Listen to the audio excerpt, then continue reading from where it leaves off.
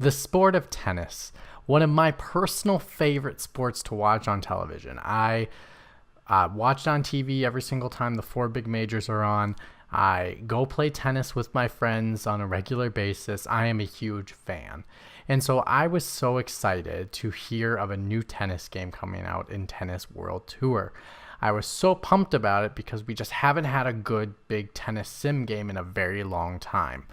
And I think the last big one would have been Top Spin 4, which I really liked. I think there was a lot of great things about that game, but that game has been out for so long.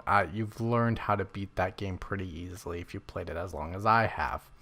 And so as they showed the gameplay and as they've shown the game when it was coming up to when it's being released, I was getting even more excited because of the things they were talking about the attributes and the way that you're playing the game and the customization and everything like that. And so finally, when the game did come out, I was quite disappointed. I was almost devastated. But I feel as if there are good stepping stones for a game that could be quite successful. Welcome to my review of Tennis World Tour. For all my reviews, except for this one, because this is a sports game, this one doesn't have any spoilers, so this will be a spoiler and non-spoiler review of this game because there is no story. So nothing to really spoil about in this game, so therefore there will not be a spoiler talk for this game. We'll talk about everything in this review, so when you leave your comments below, you can leave them spoiler galore, but again, there isn't a spoiler. It's a sports game. It's a little bit different. So getting right to the game, again, you can leave any comment you want down below. But I want to say, if I could put this game into one word, it's incomplete. When the game came out, and I know this game has been out for quite a while, I've been playing it for quite a while, and I just finally have gotten to doing my reviews again, and so I've been releasing a lot of reviews for a lot of games I played months ago, but I played this game when it came out day one. It was quite incomplete. It is complete now with having all unlocked features, but at the time it came out, it was very incomplete. All the features were not available to you. The online mode was not available at that moment, and even when the Switch version came out, it still wasn't available then, which didn't help me see everything that the game had to offer. But but something that it did have to offer was a career mode at the time. It allows you to create your own pro player, and it allows you to it creates a pro player, but unfortunately there's a lot of limited options for that pro player. You only have certain, I believe it's like 4 or 5 different types of heads to change to look at. You can't even change if they have a beard or are not a beard or anything like that.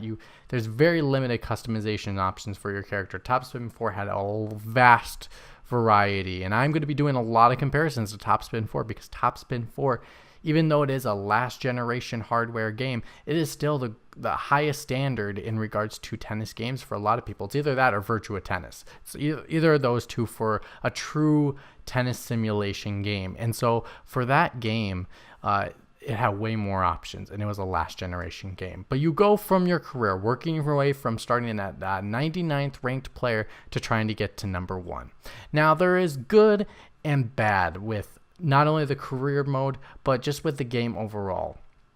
Let's get to the good. There are some endearing qualities. When you go into a tournament, there is a tournament fee that you do have to pay when you go into it, which really does a good job of simulating what a tennis player really has to do to go into a tournament, and that it costs money for them to be able to go into these tournaments. You have to pay for hotel rooms and that kind of thing, except this one has an entry fee. But it kind of just shows an incentive for doing the smaller tournaments to get more money, to be able to pay for certain things. Because not only do you have to pay to enter in tournaments, you do spend your money on other things like clothes, new rackets, strings, and even more. Now, I do like, now with all those different purchases, something that wasn't in Top Spin 4 that I wish was there, or I felt like it was there, but it wasn't a key component of the game, is that truly buying a racket, a string, a dampener, a grip affects your stats that you have as a tennis player. One racket can be more of a control racket, and that is truly what it is in the tennis world right now. Rackets that you buy are made for certain types of players, whether you want more spin on the ball when you're hitting the ball, or whether you want more control on the ball when you're hitting the ball, you want more power. And it really depends on the strings, the racket size, the racket shape, the dampener that you use on it, the grip that you use. So the fact that it has aspects of real life tennis was truly great. And it really made me feel like I was truly customizing my own racket fit for me as a player. So I do like all that and how it affects you. I also like that it has a stamina meter.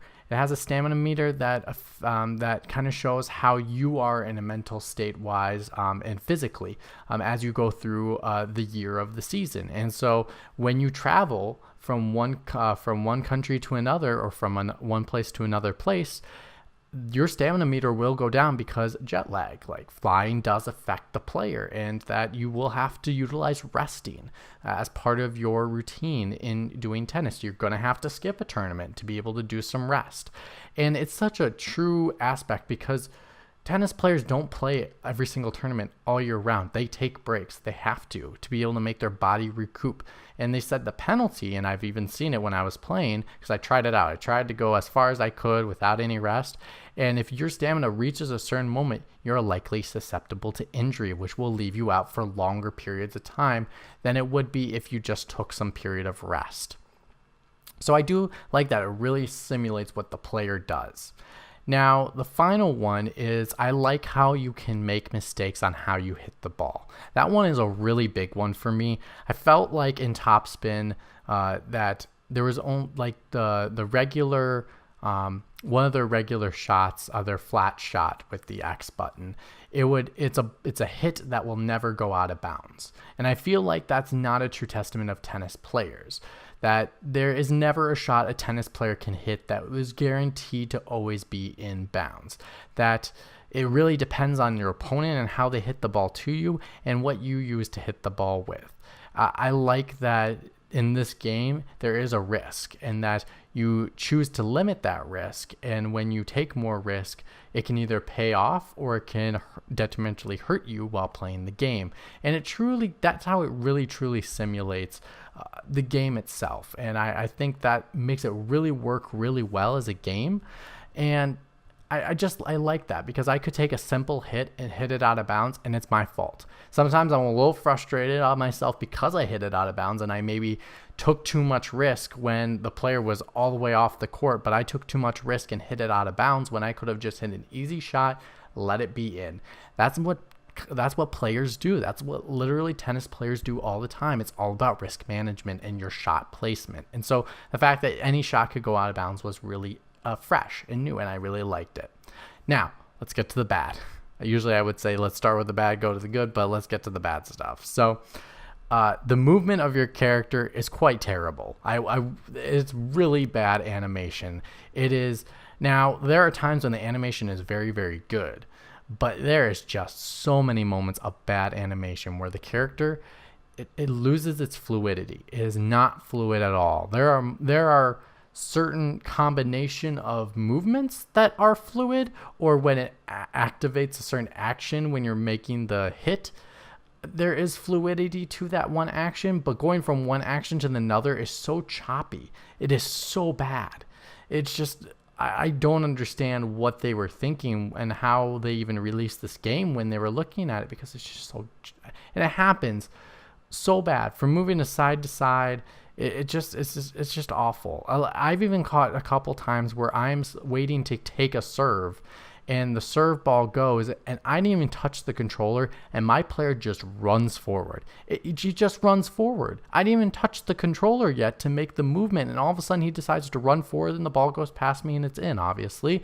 And so it's an ace. And then that's maybe an important point it happens at. And it's just so bad. How do you let that happen? The other part, animations for swinging your racket, they're very samey. They're like the same exact moves. There's no uniqueness to how you hit the ball, and they lack customization. Like I said, with the characters, like I said, you only have 4 choices. And you can't even change the hair. You can't change anything about the character, not the hair color. And at times you will find they do have pros on here for players that do play in the career modes. But the issue with that is that they're replacing all the other players that aren't pros with computers, and they all have the same faces because there's only 4 faces. And you even find someone you're facing has the same exact face as you. It's just either they weigh a little bit more or they're a little bit more skinny. That's all. Or are shorter or taller in a different outfit. That's all it is. All it is. Now, I will say the game is truly broken in 2 aspects. One, the ball, at times, it's changed a little bit. It happens now sometimes, but the ball sometimes never touches the racket. Never. Literally, if my racket was sticking out as far as it could, the ball could be as far as a whole ruler size